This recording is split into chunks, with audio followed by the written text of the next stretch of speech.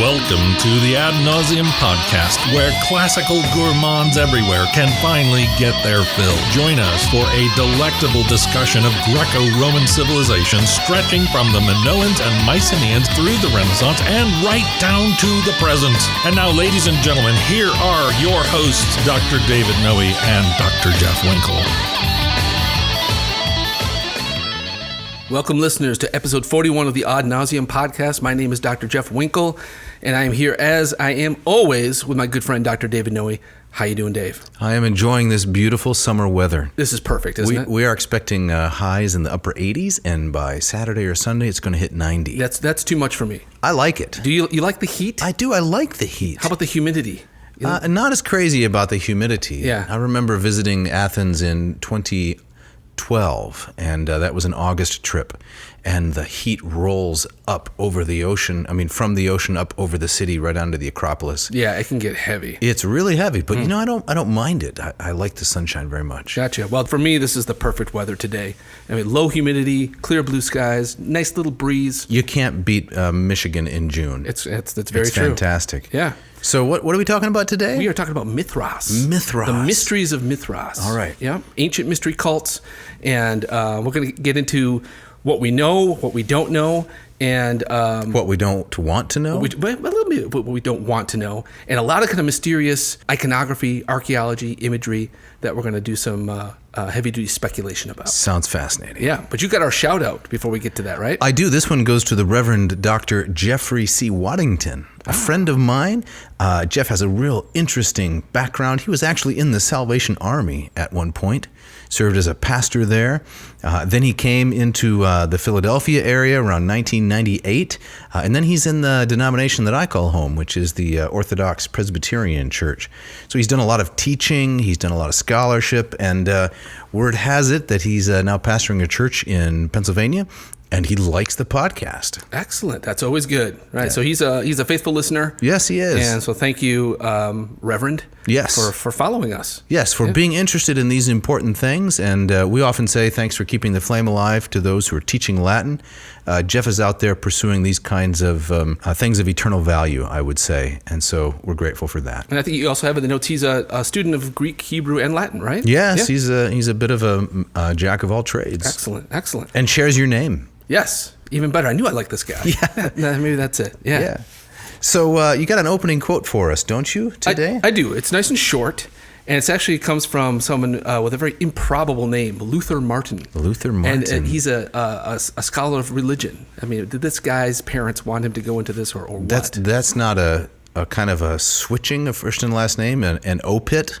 Oh, I'm sorry, I mean a typo? It's not a typo. The guy's last name is Martin, and his parents named him Luther. Okay, so what did he have to say? He had to say, well, this is from an article that he wrote called Roman Mithraism and Christianity.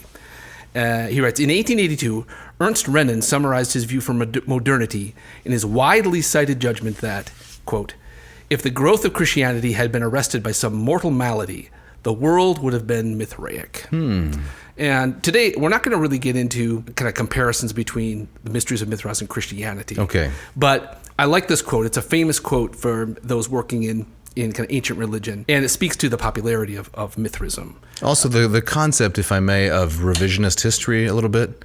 What do you mean by that? Well, I guess not revisionist, but alternative history. Okay. So right. Not so long ago, I was watching this series. I think Philip Dick was the author, Man in the High Castle. Oh, I watched a bit of that too. Yeah, it kind of... I lost interest in it. Exactly. It promised big, it didn't deliver so much. Agreed. But anyway, at any rate, it's looking at what if the Nazis and the Japanese had won the Second World War instead of the Allied powers.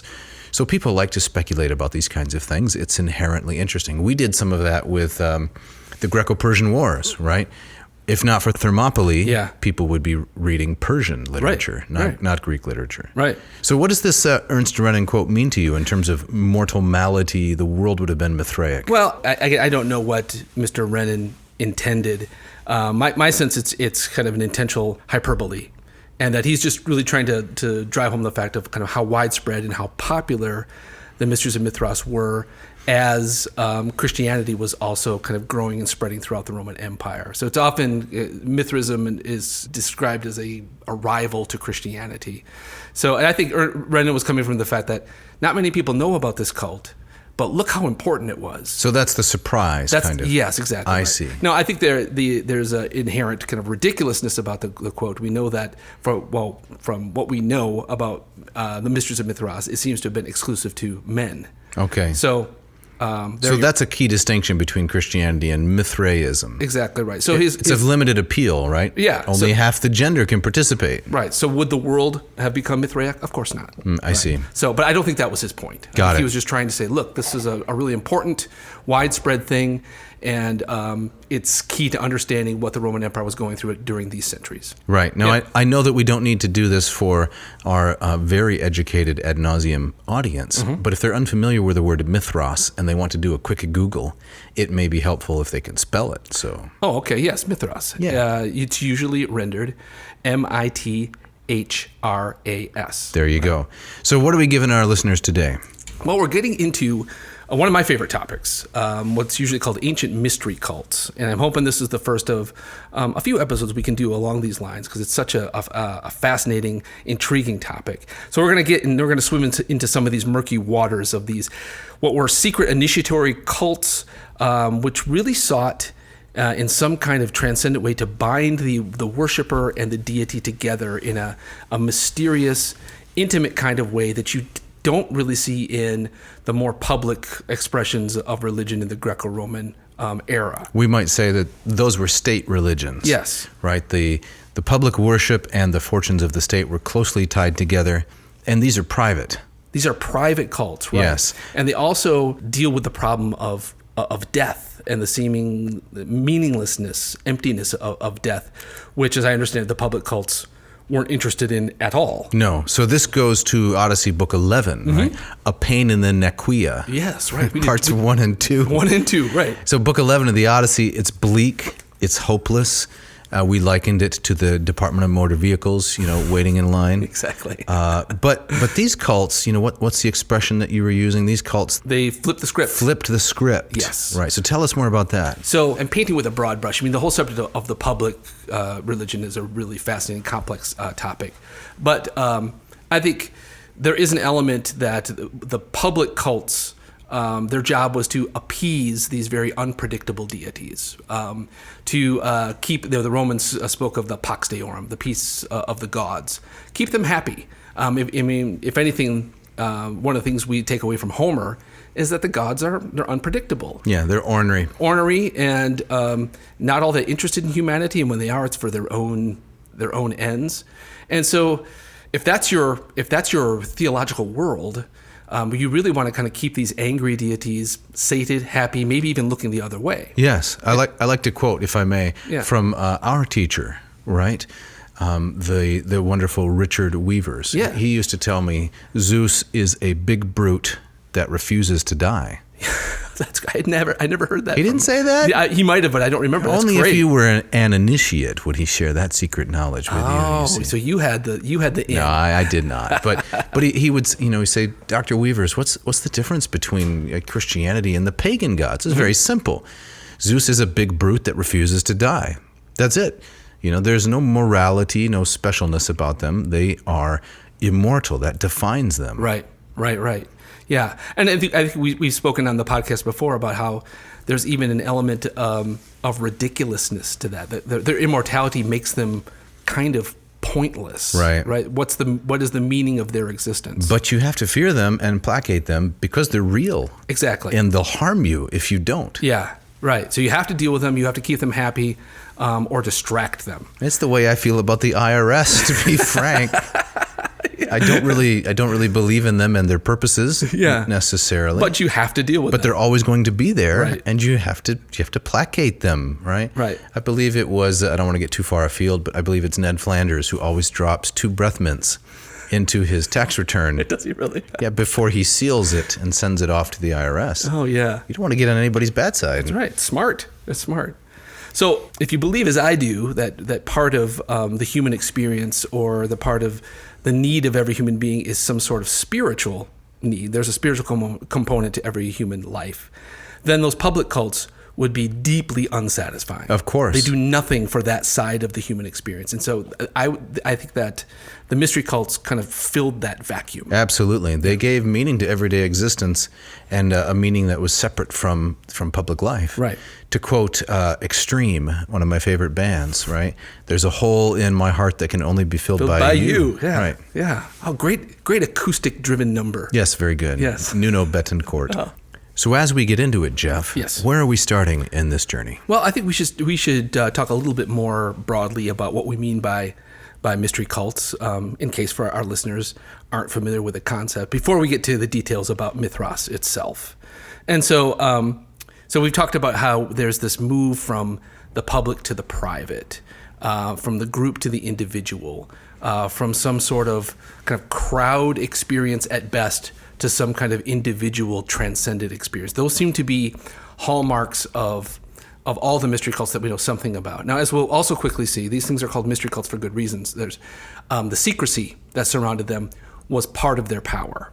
And we know that for some of them, to divulge these secrets meant to incur serious penalties. In some cases, even you were liable to the death penalty. Really? If you divulge ththese things. And so the ancients kept these secrets extremely well, to the degree that we're not going to find some, because it could happen, we're not going to find some buried scroll that reveals the secrets of what went on in the secret chamber. Mm-hmm. We're left to kind of these very intriguing speculations. But that deep secrecy was something that lent it an allure. Whereas with the public cult, the priests are on the Acropolis, they're making the sacrifice on behalf of the populace. There's no real mystery about what's going on. Yeah, there. we've seen this all before. We've seen it all before, and it's the prelude to maybe, the rare times where the Paulus could eat some meat, mm-hmm. right? But there was no spiritual individual connection, and the mystery cults offered that. And maybe they would have waffle cones too. Oh yeah, absolutely. Elephant ears and things like that. Exactly. People would come running for that stuff. But for the most part, it's humdrum. We've seen this all before. Now, the word cult, I would like to give a little bit of an etymological distinction here. That'd be helpful. Please if I may. So the word cult often has connotations of something dark and wrong, but the word's origin is from colo-colere, the Latin verb that means to worship. So the Romans could agros colere, care for their fields, and they could deos colere, care for their gods. So there is such a thing as Christian cult. There's Christian worship. There's Jewish cult. There's Islamic cult, etc. So not to be confused with occult, which means hidden and dark. Right, exactly. I know when I use this word in class too, one of the things that students often think of first are like Charles Manson. Oh, right, or David Koresh. Exactly, the Branch Davidians. You're in a cult. Yeah. So it has connotations of something evil and concealed. And I think that the mystery religions, you'll have to enlighten us, they played on some of those ideas mm-hmm. for their allure. But in its basic meaning, it just means worship. Worship, exactly right. Yes. Very good. One of the things that also kind of ties all of the mystery religions together, again, such as we know about them, is the center of the myth or the narrative has something to do with death and resurrection. Okay. The god or the goddess undergoes some sort of, usually kind of metaphorical death and resurrection. They go to the land of death. They return from the land of death. They're like in the case of Dionysus, he's dismembered and reborn. Mm-hmm. And so there's something about the dying and resurrecting god. The mystery is, as the initiate is tied to that. They become part of the secret. They ride the coattails of that deity through death, past death, to some kind of life. So by being associated with the individual who succeeds in this way, yes, they receive the benefits. Right. Now, the most famous example of that, and I'm guessing that maybe our audience might be most familiar with, is the story of Persephone. Right. So Persephone is kidnapped by Hades, who is her uncle. Right. Exactly. There's all this weird family stuff going on. Yeah. Right? The earth opens up. There's a giant yawning chasm. He comes up out of it in a chariot or maybe a Prius. I can't remember. Grabs her, and then she's spirited off to the underworld, and the ground closes over the top. Yeah. To me, it is the most frightening story in all of antiquity. It is. Yeah, it's one of my favorites, and for those reasons. And now I cannot see Hades not driving a Prius now.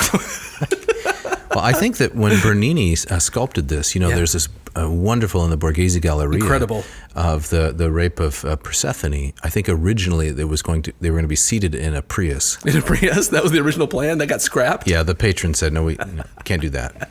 He had a stock portfolio in the oil industry, right? That's so right. We're not going no electric cars. Right.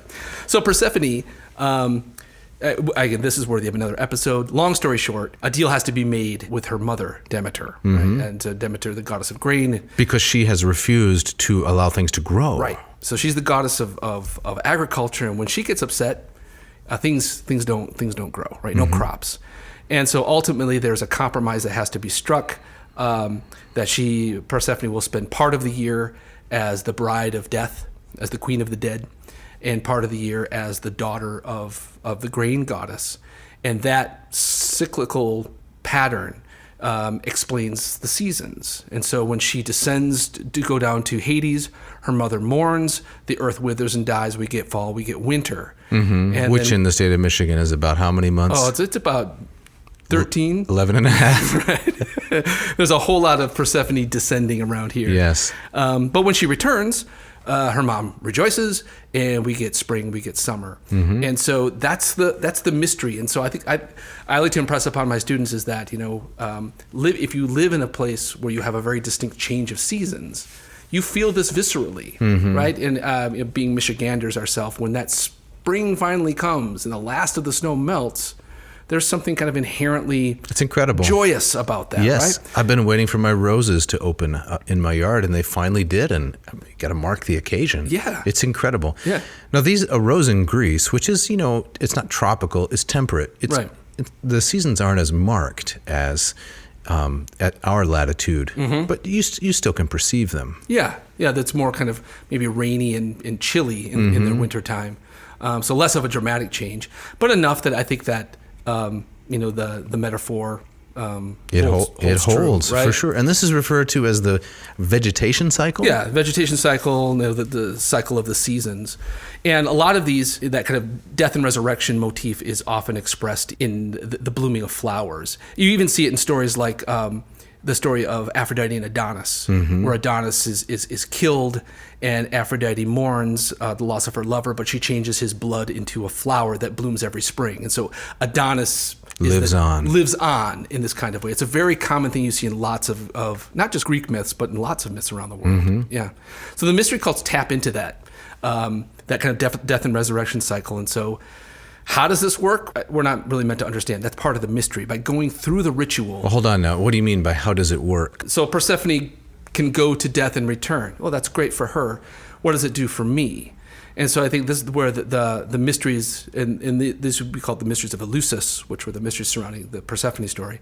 The initiate somehow mysteriously, some kind of ecstatic, kind of unexplainable kind of fashion, are tied to that goddess, and you go through death with her. Now, again, how does that work? The point is you can't practically spell it out.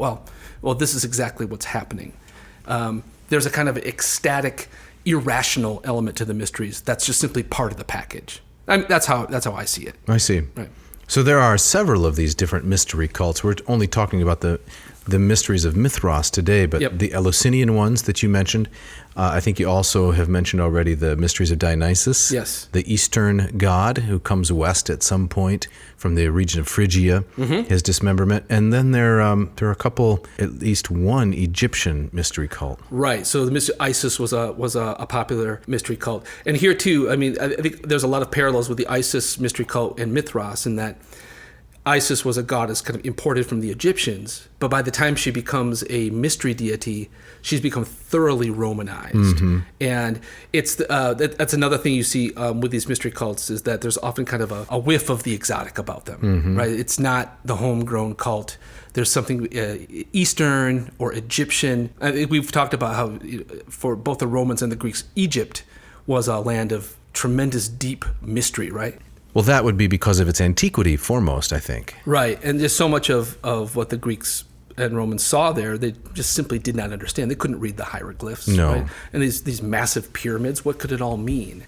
Right, and so there still is something about Egypt to this day that's kind of, you watch a Discovery episode on Egypt, and the music is always because it was aliens that built the pyramids, right? They did all of that. That's been settled, right? Yeah, right.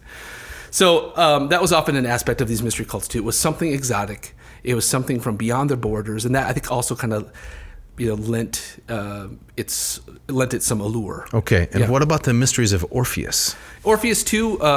Orpheus, famous for being the great musician, the great lyre shredder, right, of Greek mythology. Lyre shredder? Shredding like guitars. I'm borrowing this from you. Don't act like you don't know what I'm talking about. Lyre shredder? His amp went to 11. That's exactly what I'm trying to say. So he's a son of Apollo, the god of music. But he too has this strange story where he's descended upon by a group actually of worshippers of Dionysus. Maenads, and they tear him apart. Limb from limb. But his head goes on singing. As it floats down the river. Right. And so he goes on. It's a weird, strange, bloody story, but he also transcends death. His song transcends death. Yeah, to quote Celine Dion, his head will go on and on. Is that what she was talking about? Absolutely. So we've got at least those four: Eleusinian, Dionysian, the mysteries of Isis, Orpheus. Orpheus.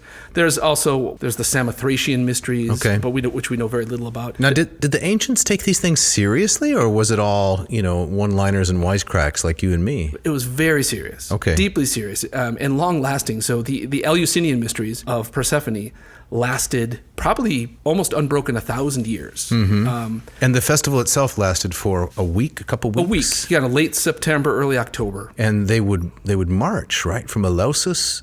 From Athens to Eleusis. And back at the end. Yeah. And it kind of roughly coinciding with the beginning of fall. And so again, as Persephone's descending, you kind of follow her in that. Right.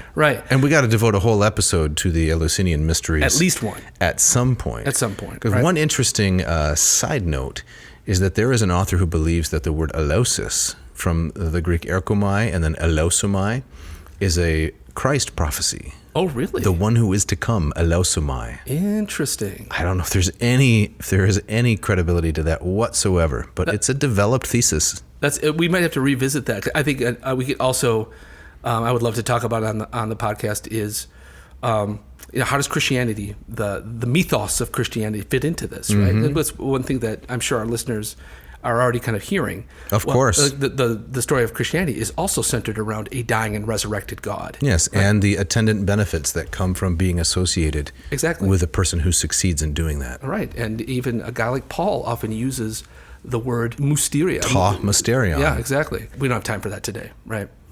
So, but yeah, the ancients took these things very seriously. Like we were saying, they kept the secrets very well to the point where our knowledge only goes so far. There's a wonderful, I don't know if it's wonderful, but there's a famous anecdote from the late 5th century BC. Alcibiades, right. So this young buck, superstar, general, friend of Socrates, was positioned to be one of the leaders of the Sicilian expedition during the Peloponnesian War. So he's aristocratic blue blood. Yes. Maybe the most talented individual of his generation. Right, exactly. And right before this expedition is set to go, he is accused of, and very likely guilty of, doing a drunken parody of the mysteries of Eleusis and revealing some of these deep secrets in a symposium.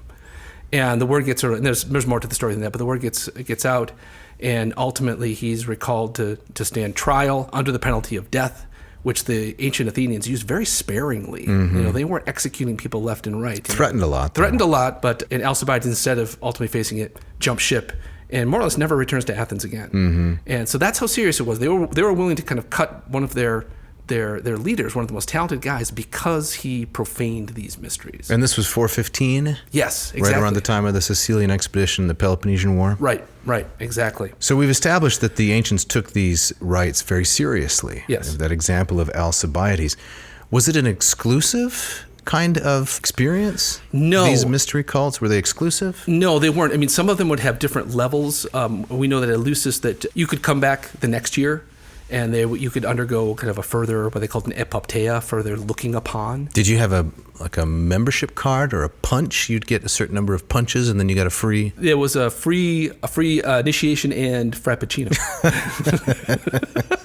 I don't know how that worked, how they kept membership. That's a great question. But no, you weren't then bound to Persephone for the rest of your life. This is my goddess. It was perfectly woven into the fabric of their polytheism.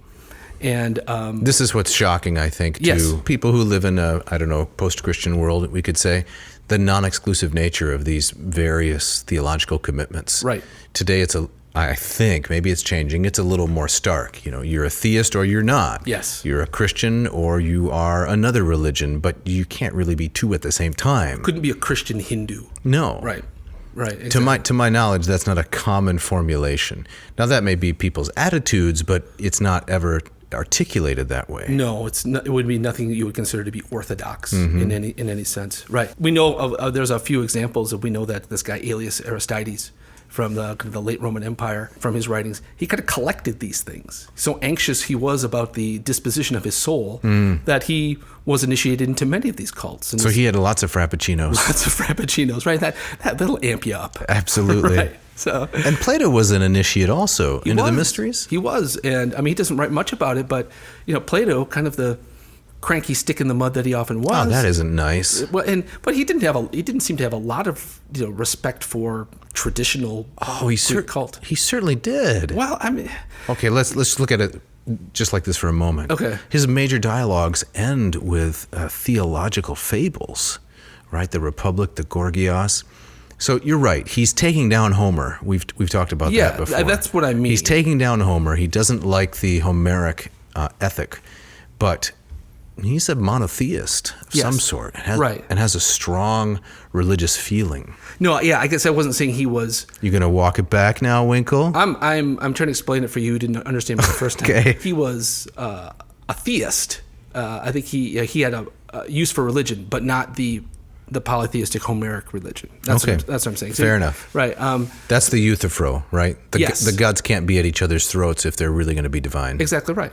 And I agree. But he, too, is said to have gone through the mysteries and found them to be kind of a deeply moving, meaningful, purposeful experience. So even a guy like Plato could find kind of value in these things. Fair enough. Yeah. So can we talk a little bit about the exotic, ecstatic, irrational nature of some of these? We've touched on it. We can maybe just sum it up before we move on to Mithras.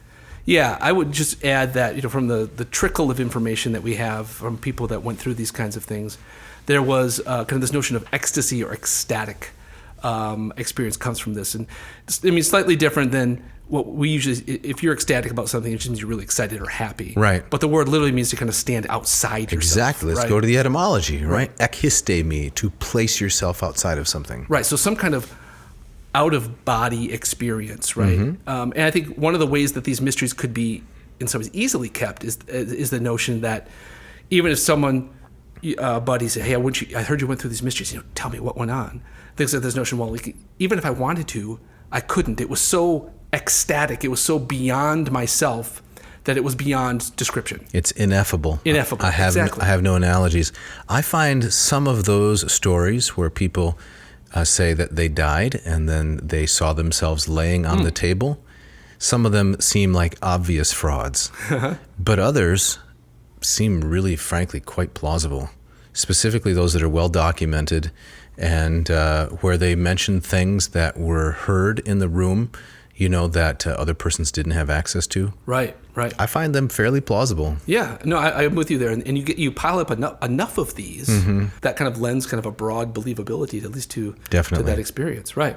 So yeah, something along these lines, I mean, that language of death and resurrection, were these mysteries meant to be kind of a near death experience, right? Yes, I think is the answer, isn't it? I think so. It's at the center of so many myths. It's the catabasis. You're kind of enacting a catabasis. You're facing death in some kind of mysterious, visceral, terrifying kind of way, and then you get beyond it, and with the resulting ecstasy and maybe the more modern sense of that word, kind of a joyful expression. Yes, like when you get off the roller coaster. Yes. You've cheated death. Exactly right. Did you like roller coasters? I did. I can't do them anymore because due to my age, I get motion sickness. Oh, really? Yeah.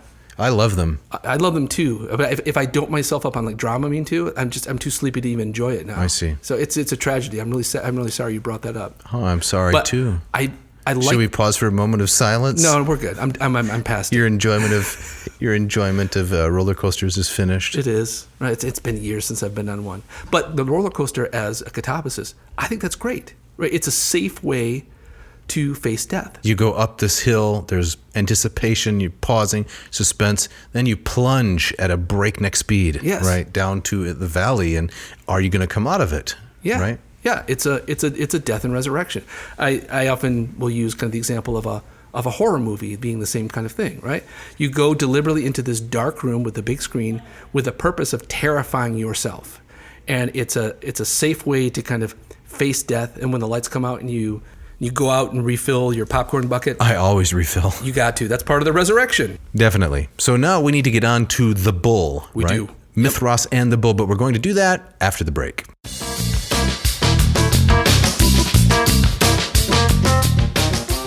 This week's episode, listener, is brought to you by Ad Astra Coffee. Located down in Hillsdale, Michigan, Patrick Whalen and his crew are roasting some delicious coffee. Jeff, what do you think about Ad Astra? I had some this morning. Actually, the last of my Huehuetenango. You did? I did.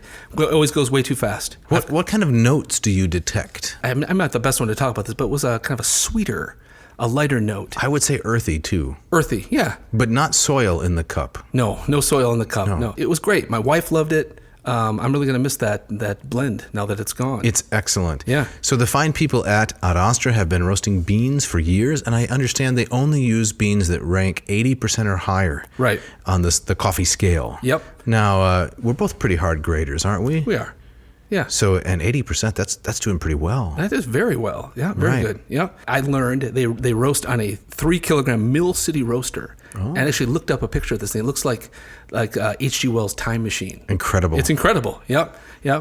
And they have their poetry series where they put some nice lines of poetry that you can read as you brew your coffee and as you drink your coffee. I actually found this line from Rilke. Let's hear it. Which really fits for our episode today. I want to be with those who know secret things, or else alone. The only journey is the one within. The future enters into us in order to transform itself in us long before it happens. Oh, that's incredible. That's deep stuff to read. I'm a little lost. with your morning cup. Yeah. Would you say that the folks at Ad Astra have a goal? They do have a goal. It's to create extraordinary quality in the cup, value for their producers and customers and strong local communities. All right. That sounds great. So how can the Ad Nauseam listeners score some of this delicious coffee? All they got to do is go to adastraroasters.com, ADASTRA roasters.com, check out what they have to offer, enter the coupon code ANAA, and get 10% off their order. Now, Jeff, we're also sponsored by Ratio Coffee, aren't we? We are. Yes. Ratio Coffee, based in Portland, Oregon. Mark Helwig and his intrepid team out there bringing just the best of the best in home brewed coffee. So these coffee makers are not only effective at delivering high-quality brew right into the cup, and not only is the coffee delicious, but the machines are gorgeous. Yeah, they're works of art. I have the Ratio 6. You've got the Ratio 8. They're just sleek, good-looking machines. Yes, I have the 8, and the other day I had some friends over, and these friends were actually from Oregon, and I offered to make them some coffee, and immediately their eyes just zeroed right in on the Ratio 8, and they said, "That's a beautiful modern aesthetic." Yeah, exactly. And then I brewed up some delicious Ad Astra beans for them. Yes. They loved it. These Oregon friends, they know their coffee. They do. Yeah. In fact, the woman said, I don't remember her name, but she said, I'm going to buy 2 of these. Really? Yes. Oh, my gosh. Let me give you the coupon code. She wanted one in a backup? She wanted one for herself and one as a gift. A common thing, actually, because once you see these machines, it's really hard to resist. Yeah. So it's an automatic pour-over, sends this hot water down through the veins into the cone.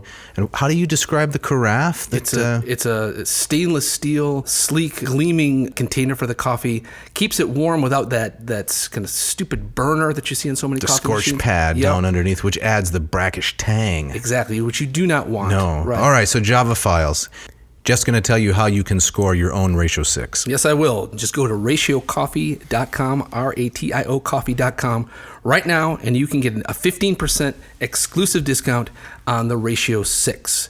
So go to the website, enter the special code ANCO, get 15% off. Check it out today. ANCO, check it out. Today's episode also brought to you by Hackett Publishing, based in Indianapolis, Indiana, and Cambridge, Massachusetts for over 40 years, bringing attractive, affordable, accessible translations to the academic and lay reader alike, covering the entire sweep of the Greco-Roman era and also many other academic disciplines.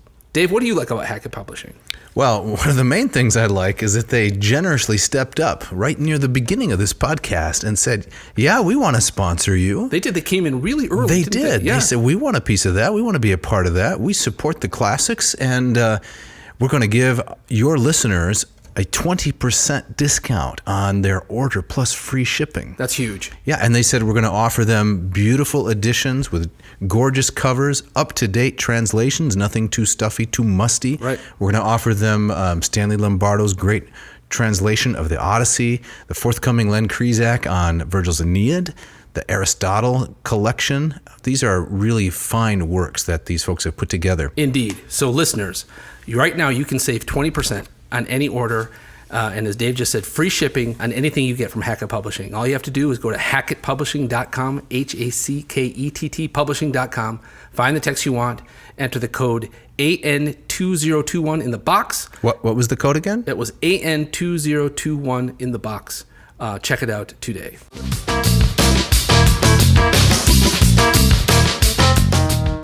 Okay, Jeff, so as we get back into it now, tell us about Mithras. So Mithras, the mysteries of Mithras, were particularly popular throughout the Roman Empire, roughly between the 1st and 4th centuries AD. So about 300 to possibly 400 years, it was even more so than Eleusis in Greece, the most popular of these mystery cults, at least what kind of archaeological remains seems to suggest. One of the ways that we determine this popularity is we find these chambers, which were called Mithraea or Mithraeum, in which the mysteries of Mithras were celebrated. We found them all over the landscape of the Mediterranean. So the Mithraeum is the singular, right? It's one of these chambers, right, where the cult of Mithras is celebrated, and the plural is the Mithraea and the Mithraea, and you say they're scattered all over Europe. Yes, exactly. We find them in Italy, Greece, England, France, Spain, Germany, Turkey, Tunisia.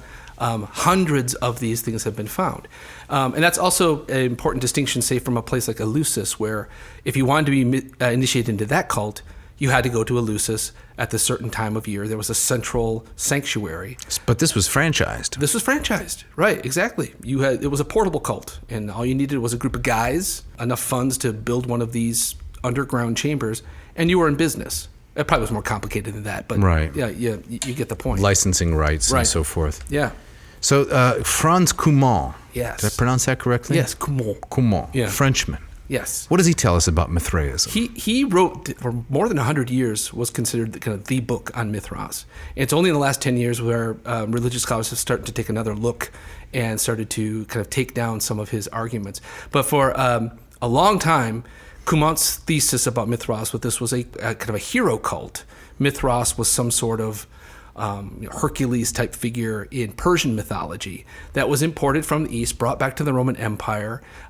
His theory was that you had Roman soldiers kind of stationed in the eastern edges of the Roman Empire came into contact with that and spread it organically, much like... After they brought it back, you're saying. They brought it back. They brought it back from the edges of the Roman Empire as they bumped into the Parthians, places like Persia and Parthia. So this would have been under Trajan, right? Yeah. 117, I think, 98 to 117. Trajan, the Roman Empire was at its greatest extent. Yes. East all the way to the Euphrates. Right. Arguably it's most secure as well, right? And most peaceful. Right. So then these soldiers, they come back west, and they've picked up some local culture, you might say. Sure. Including the religion. Is there any indication or proof that they were intermarrying there on the borders? I mean, officially Roman soldiers weren't married. Right. But they always had a common law wife, you might say, and children on the frontier, even if they had a wife back in Rome. Yeah. Did they bring back some folks with them? And was this part of the origin of the popularity of the cult? I don't know. It's a really good question, and I don't know what the clear answer to that as well.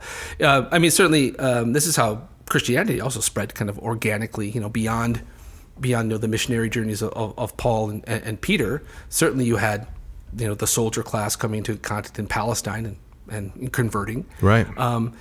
Could a similar thing have happened with Mithras? It's possible. In recent years, this has been challenged in that we don't have any evidence that Mithras was a kind of a hero in existence. No evidence for that. Right. Now that doesn't mean there it wasn't. But it does give an opening for or an opportunity for scholars to see what's not there. Exactly right, which I'm more or less in favor of. Okay. But kind of the new theory is that probably not, that the cult of Mithras is almost thoroughly Roman. Okay. But its imagery and its characters in the art and iconography and in whatever narrative there might have been had kind of a Persian sheen to it to give it kind of that exotic flair. Mm-hmm. Right. So everybody likes a Persian sheen. Exactly. So what its real connection to anything actually Persian, we don't really know. Can't say. But I would say the better corollary is something like Isis. Maybe something borrowed from another culture, but 98% thoroughly Romanized by the time it becomes kind of a functioning cult. Okay. Right. So what about the popularity of Mithraism with the soldier class? Well, that was one of the things that Kumant kind of built his theory on, is that from what we can tell is that people going down into these underground chambers and members of this guilds tended to be this kind of soldier, kind of middle class in Roman societies, who come on and said, well, that makes sense because it was probably brought back by that class from the East where they encountered it. But again, as the more I read about this, speculations about who was actually involved are really just that, speculations. There's not a lot of evidence. So we need some hard evidence. We need some hard evidence. We need some sacred texts or something to be discovered somewhere in one of these multiple Mithraea, which give us a kind of handbook to how to worship Mithras. Right. That would tell us what's going on. Right. And I think that the hopes for that are dim. Could we put Harrison Ford on that? Oh man, he's getting a little long in the tooth. Nicolas Cage? Please, not him. You know, he went through his own series of treasury movies. Oh, he did the National Treasure. I don't remember the names or the plots. They're pretty much interchangeable. But there's something written on the back of like the Declaration of Independence. I think so, right? Yeah. And that wasn't Mithraism. It was not Mithraism. All right. But this is, of course, one of the big challenges with Mithraism. With Eleusis, we have the famous Homeric hymn to Demeter, which tells us the story of Persephone, right? And lays out what's likely the basis of the religious narrative there. With Mithras, there's no text. Mm-hmm. And so all we're left with are these kind of teasing frescoes and relief sculptures, freestanding sculptures that seem to kind of tell a tale, but what exactly is going on there, we simply don't know. And there are some terracotta figurines, I think, as well. Yeah, there's a bunch of this kind of stuff, but how it all fits together, we don't really know. Okay, so what about the Tauroctony? Yes, so I think if I had to pick any of these themes that show up in the art and iconography as the most important, as the most central to Mithraism, it's the Tauroctony, the slaying of the bull. So we've got two Greek words jammed together there, right? A portmanteau, you might say. Tauros and kteno, to kill. Yes. So a bull slaughter lies at the center of this religion in some way, or at least that's the most prominent theory. Right. And we'll put a number of these pictures in the show notes. Are we still doing show notes? We need to kind of catch up on some things, but for this one, I think it's essential. Yeah, I agree. I think if I can just digress, the popularity of the podcast recently, people are really getting on board. It's incredible. Yeah. Episode 1, more than 1,000 downloads so far. Yeah. And so we've fallen behind in the show notes, I think, just because out of a sense of shock at the kind of success we're having. Right. Yeah. And shock and gratitude. Let me mention that. Yes. Again, big thanks to the listener. It's incredible. But back to the bull slaughter. Yeah. This scene, this type scene shows up again and again and again. And they're usually very similar. We see Mithras, who is depicted as kind of a beardless young man. Mm-hmm. Maybe 15, 16 years old at most. Often reminds me of kind of a sculptures of kind of a young Alexander the Great. But he's got this little kind of Snow White and the Seven Dwarfs cap on. It's called a Phrygian cap, isn't it? And it marks him as an Easterner. Correct. Right? He's from somewhere in, northeast Turkey? Would that be Phrygia? Yeah, northeast Asia Minor, just south of the Black Sea and a little bit to the east, not all the way to the Persians, but not in Greek territory either. Right. It would mark him kind of, again, over the hill in the east, exotic. So in the scene, Mithras has his knee on the back of the bull. With his left hand, he's pulling back the head of the bull so as to expose its neck, its throat. He's got his fingers in the animal's mouth. Yes. Gripping the front teeth and pulling back with some force. Right. I'm enacting it pantomime here in the vomitorium. Yes, you are. And it's an excellent pantomime. Thank you. Yeah, right. And what's also kind of striking is that he's often looking away. He's turning his head away, either like towards the viewer or deliberately not looking at what he's doing. Is it that he's dispassionate, or he doesn't want to see the slaughter he's about to enact? Well, I think that's it. I think it's the latter. I think it's that the bull. We're seeing kind of a dealing with death here, and so you don't look death in the face. In the snout, in this instance. Right. It's apotropaic. He's turned away from it. And then with his right hand, he's plunging a dagger into the back or the neck of the bull. And then some really interesting details. So where he stabs the bull, there's a stream of blood, of course, that comes out. And then these other creatures come up to join the scene. There's a dog that runs up to lap at the blood. There's usually a snake slithering up near the dog to lap at the blood. And then just for good measure, there's a scorpion who has attached itself to the testicles of the bull. Oh, this is a little disturbing. It is a little disturbing. And most of these scenes of the Tauroctony have all or most of these elements. And so the question is, what does it mean? What does it mean? And I guess at the end of the day, we don't really know. But the going theory is that this is the central scene. So if it's a mystery cult centered around death and resurrection, this must be the central moment of dealing with death. And the animal is slaughtered in place of the individual? It's a vicarious atonement? Something like that, possibly. I mean, there's some evidence that for the Persians, the bull was associated with the moon, which is often associated with death. Because of the eclipse and the fact that it seems to be eaten away each month and then restored. Right, exactly. It goes through waxing and waning. Yes, yeah. I'm not done. It gets gibbous. So if the bull is a symbol of death, the Mithras himself is associated with the sun, which is associated with life. The sun too kind of dies and resurrects every day as it rises and sets. Seems a little simplistic. Well, I think it's persuasive in that it's reflective of the core aspect of a mystery cult. Fair. There's clearly, I think, more going on here. But the particulars, this is not a cult you want to die on. Exactly. Right. This is not a cult you want to die on. That's a nasty look, Winkle. Come on.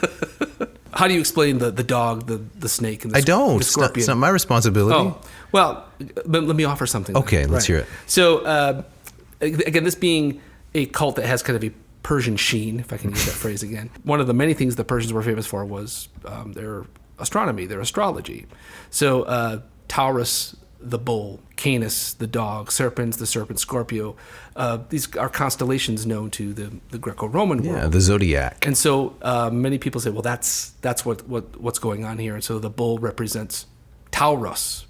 And again, there's some evidence that the time of year in which Taurus was prominent in the sky in Rome, in this area of the world, was the time of kind of the descent into fall. And so the bull again represents that the season of death is coming.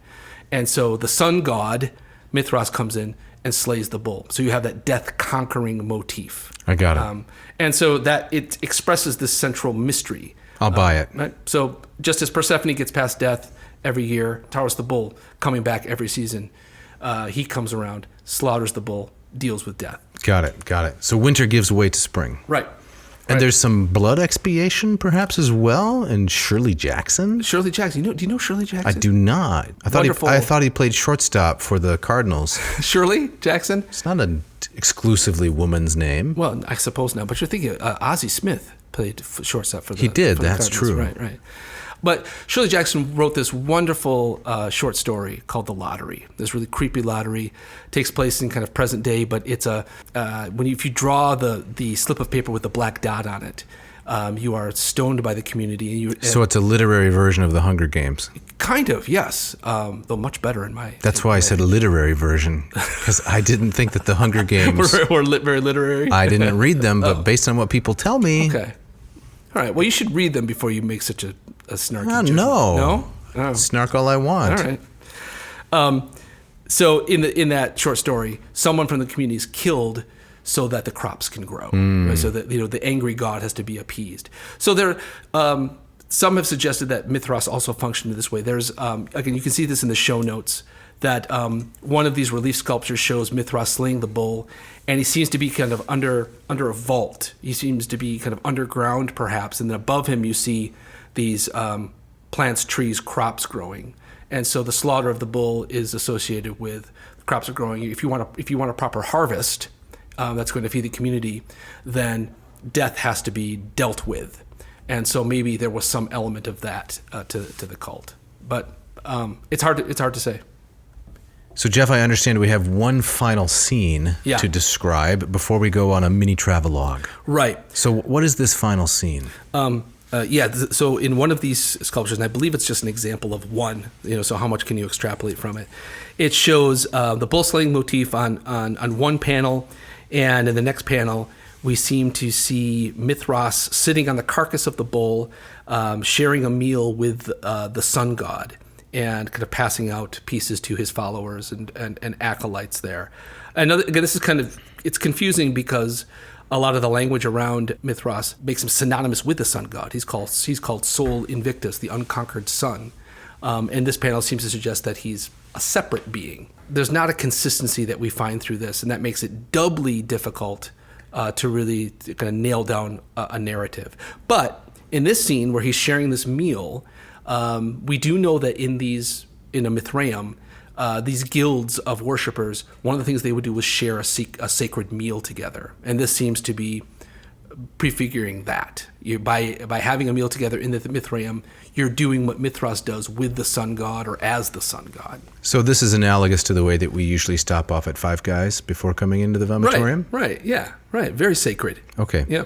So let's get to the mini travelogue as we wind up this episode. Right. So in Ostia, which is the ancient port of Rome. Yeah, Ostia Antica. Yes, where the Tiber meets the sea. Mm-hmm. There are 18 of these Mithraea. That many? Yes. I do not remember that. Yes, it's the highest concentration of any of these things that have been found in an urban area. There are only 7 that have been discovered in Rome, and of course hundreds throughout the ring of the Mediterranean. But Ostia, for whatever reason, seemed to have been very popular in terms of the worship of Mithras. Interesting. So in 2016, we went to one of these. We did, yep. All the way back to episode 1 of Ad Nauseam. We briefly mentioned the Mithraeum and our visit there with the students. Yeah. So we reprise a little bit of that episode, but we're going to go deeper this time. We are. So when we were there in 2016, it was a mostly overcast day, if memory serves. I don't remember that part, but that's that's good. Okay. That it was overcast or that I remember it? Both. Well, I think it added to the experience a little ambiance. Yeah. Okay. We didn't have to take our own fog machine down into the subterranean chambers because we had that kind of thing in the air. That's such a pain to have to lug that thing around. Yeah, so what happened then? So we went up kind of around the bend and over the hill. It wasn't part of kind of our scheduled tour. Mm-hmm. And you kind of walk down this hill, and it takes you down into this almost fully extant Mithraeum. It's this underground kind of vault chamber, and with 2 kind of rows of benches along the sides. How long would you say? It's maybe 25, 30 feet? Yeah. It's pretty large. You were going to say not too large, but it comfortably fit, 34 students? Sure. And 2 middle-aged, somewhat abdominally expanding professors? Right. And a talkative guide, whom we won't mention. Right.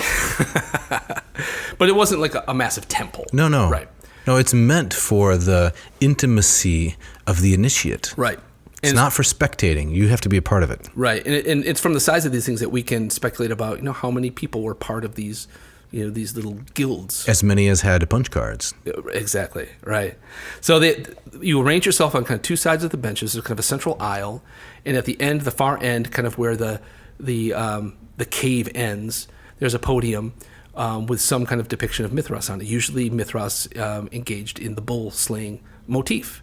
And it's in these chambers where these secret rituals took place. Again, this is really where our knowledge ends. We know that there was a sacred meal.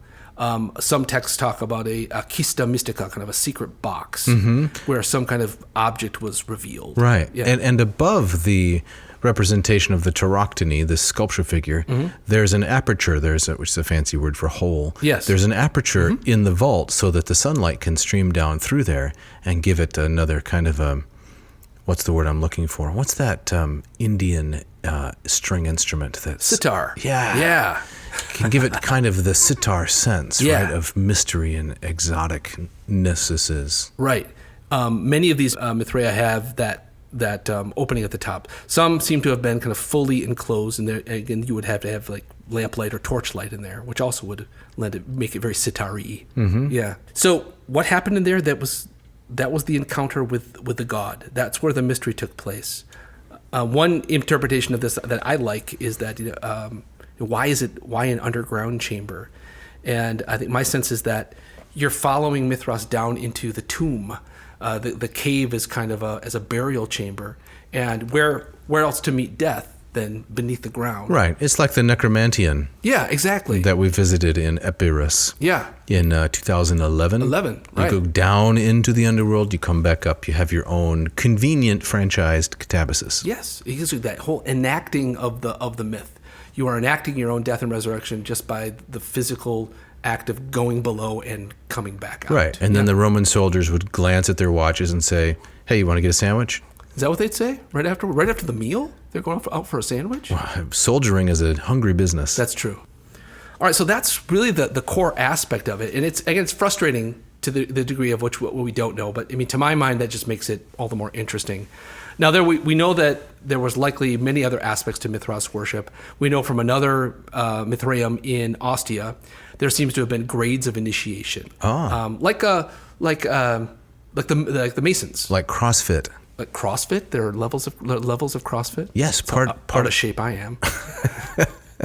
We're both on the starter level, but yeah, part of the way that it's marketed, and brilliantly, as I understand, is that as you advance through the system, you get promoted in levels of fitness. I don't know the names of all of them. Stairmaster is maybe one of them, but yes, it's like that.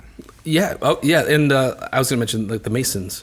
Not as fascinating as the CrossFit. Well, or the Stonecutters. The Stonecutters, yeah, right from The Simpsons. From The Simpsons, yes. Starring Patrick Stewart. That was man. You have an encyclopedic knowledge when it comes. He was in that episode. Yeah.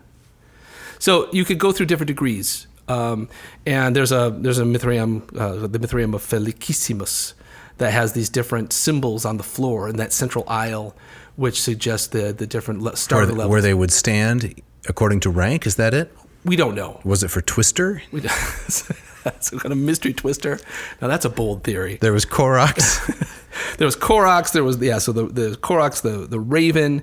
There was Nymphis, the bridegroom. Yeah, Leo, the lion. Paris, the Persian. My personal favorite, the Heliodromus, the sun runner. The sun runner. Yeah. And then at the top was the Pater, the father, which was the highest rank. Okay. And we don't know much about what this meant, but again, it suggests that there were other levels of initiation that we could proceed through the cult. So after the Tauroctony, right, they would call out Koroks, left foot red. I love it. Is that pretty much what happened? I love it. It's just a party game. Okay. Yep.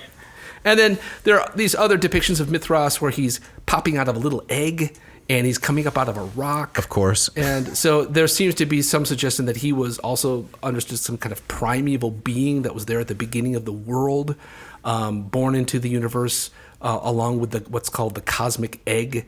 He comes up out of the very stuff of... This is getting trippy now. It is getting trippy. The stuff, the soil, the rock of the earth itself. He's kind of a Roman Persian Adam. He's kind of a primeval being. He's there at the start of things, and so he has knowledge of all these things. There's also this idea that the Mithraeum itself was often arranged according to alignment with planets, north, south, east, west, north pole, and so the Mithraeum is kind of a universe in miniature. So you're in there in a space that represents kind of all of space and time, and you're with the god who was there at the beginning of it, and so he's in control of it. But again, what does all this mean? How do you explain it in any kind of practical manner? You simply can't. So what stands out to me, Jeff, and what we've talked about today is the breadth of these ideas. There's a certain element of specificity in the imagery of the tauroctony and the scorpion and the dog and so forth. Yeah. And yet so much of it remains beyond our ken. What can we possibly know? Yeah. And I suppose that really encapsulates what a mystery is. Right. But at the same time, as I often say to my myth students, or even in the world religions class that I teach, this central story of death and resurrection, facing death and getting beyond it, it's the story with a capitalized, italicized the. It's at the center of so many different things. It's at the heart of so many of the films we see, the stories we read, the religious narratives that we read. And this is just another part of that much bigger story. Right. Yeah. And I would just like to say that I am not a syncretist, right? Syncretism, the inappropriate combining of different religions and philosophies based on a superficial resemblance. Yeah. Nevertheless, I'm not at all surprised that Mithraism would have death and resurrection as its central theme. Yeah. Yeah. Nor do I. All right, Dave, we got to get out of here. But before we do, tell us about the Moss method. Well, Jeff, I have some exciting news. You do? Yes, and that is we are running a summer sale. Oh, tell us about it. Well, listener, you can spend your summer relaxing on your front porch with a glass of lemonade kicked back in your rocking chair, playing jarts or something like that. Or you might want to get out of the rocking chair before you do that. Or you can devote yourself to the study of Greek. And we are running a 10% sale, 10% off Moss Method Module 1. These are 40 lessons that I have handcrafted artisanally. Is that the term? Yeah, well done. Thank you. And prepared just for you. So 40 lessons. These are video lessons that you download from YouTube or you watch on YouTube. And I take you from neophyte, so you know nothing about Greek at the beginning, to erudite. Let's say you have a little bit of knowledge of Greek already. Maybe you've learned the alphabet, some other things, you studied in seminary, or you are you're a homeschool student, classical Christian school, and you want to just make a start. Maybe you're a grad student. All kinds of students are taking this course. We start out with the basics, and then I develop this great foundation to take you to the more advanced elements. Where would they go to find this? Well, they would go to mossmethod.com, MOSS method.com. Take advantage of our 10% off summer sale beginning tomorrow, June 16, mossmethod.com. You want to study Greek this summer, and you want to do so with me. Sounds great.